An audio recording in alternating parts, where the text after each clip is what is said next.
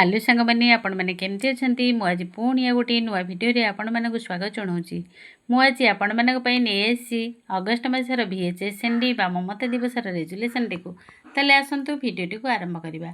अद्यता -8/26 रिख दिबा 9 घटिका समय आम बड़कुटुनी अंगनवाड़ी केन्द्र 1 ठारे VHSND बा ममता दिवस पालन करागला। एठारे आपण माने निज केन्द्र पालन करथिबा तारीखटी पकईदेवे, निज केन्द्र नामटी लिखिदेवे।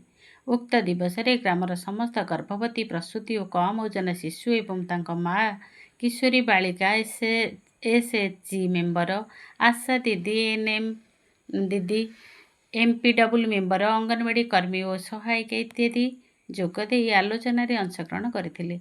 मुख्य आलोच्य विषय माँ क्षीर महत्व, 6 मास पर शिशु खाद्यर गुरुत्व।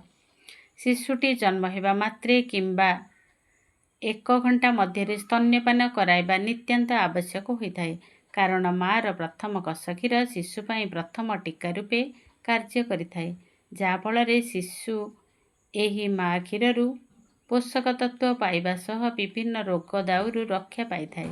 कष क्षीर रे थिबा रोग प्रतिरोधकारी शक्ति शिशु को विभिन्न रोग संक्रमण मध्य रक्षा करिथाए।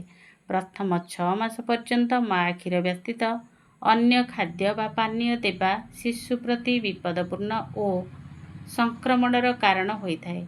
6 मास पर्यंत माँ क्षीर शिशुर आवश्यक समस्त खाद्य और पानीयर आवश्यकता को पूरण करिथाए। 6 मास पर शिशु खाद्यर गुरुत्व।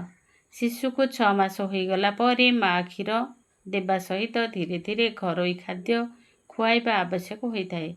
6 मास पर केवल माँ क्षीर शिशुर वृद्धि घटाई न थाए। एही समय शिशु निज अंचल मिलुथिबा पनीपरिबा, फल, शस्य, डाली, तेल आदि मिलुथिबा पुष्टियुक्त खाद्य आवश्यक करिथाए। फल शिशुटी उपयुक्त भावरे बढ़िबा सहित सुस्थ रही है।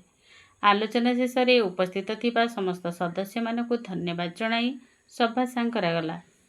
भौणी मैंने आशा करुछि आज रेजुलेसन टी निश्चित आपण मानकर पसंद हेबो।